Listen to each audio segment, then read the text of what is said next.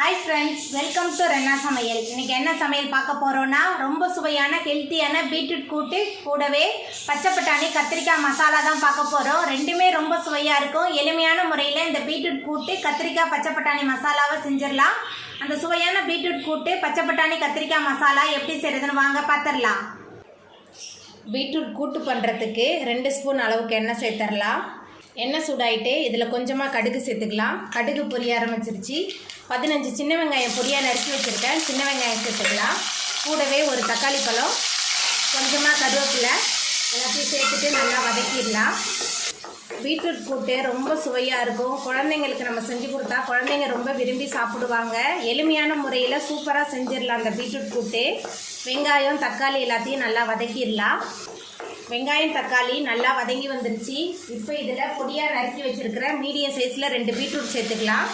கூடவே கொஞ்சமாக மஞ்சள்தூள் பீட்ரூட்டுக்கு தேவையான அளவுக்கு உப்பு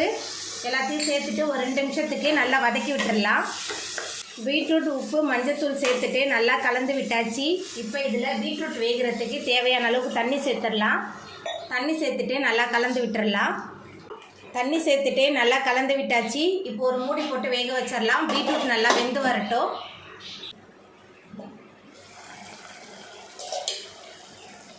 பீட்ரூட்லாம் பொடியாக நறுக்கி போட்டதுனால சீக்கிரமாகவே வெந்து வந்துருச்சு இப்போ இதில் நம்ம வேக வச்சுருக்கிற பாசிப்பருப்பு சேர்த்துடலாம் 2 பீட்ரூட்டுக்கு ஒரு கைப்பிடி நிறைய பாசிப்பருப்பு எடுத்து வேக வச்சுருந்தேன் பாசிப்பருப்பு சேர்த்துட்டு நல்லா கலந்து விட்டுடலாம்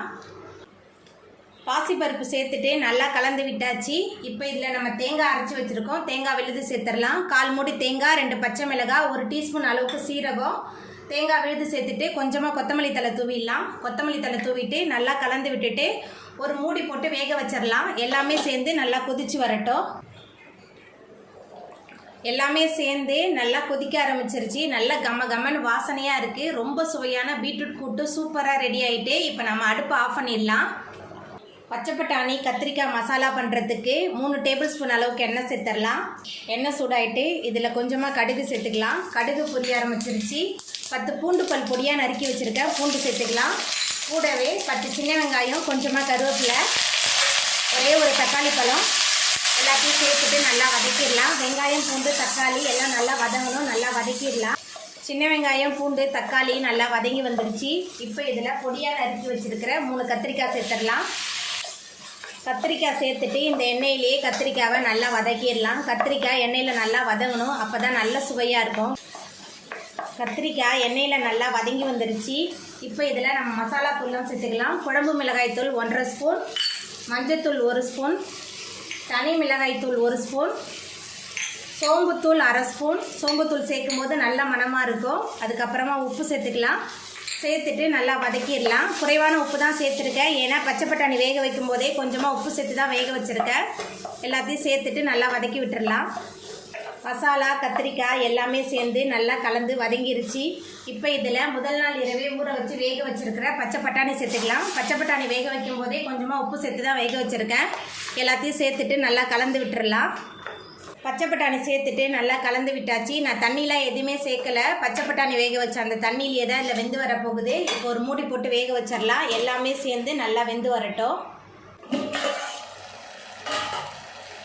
பச்சை பட்டாணி கத்திரிக்காய் எல்லாமே சேர்ந்து நல்லா கலந்து வதங்கி வெந்து வந்துருச்சு நம்மளோட சுவையான பச்சை பட்டாணி கத்திரிக்காய் மசாலா சூப்பராக ரெடி ஆகிட்டு இப்போ நம்ம அடுப்பு ஆஃப் பண்ணிடலாம் அவ்வளோதாங்க ரொம்ப சுவையான பீட்ரூட் கூட்டு கத்திரிக்காய் பச்சை பட்டாணி மசாலா சூப்பராக ரெடி ஆகிட்டு எளிமையான முறையில் ரொம்ப சுவையாக செய்யக்கூடிய பீட்ரூட் கூட்டு கத்திரிக்காய் பச்சை பட்டாணி மசாலாவை நீங்களும் உங்கள் வீட்டில் செஞ்சு பாருங்கள்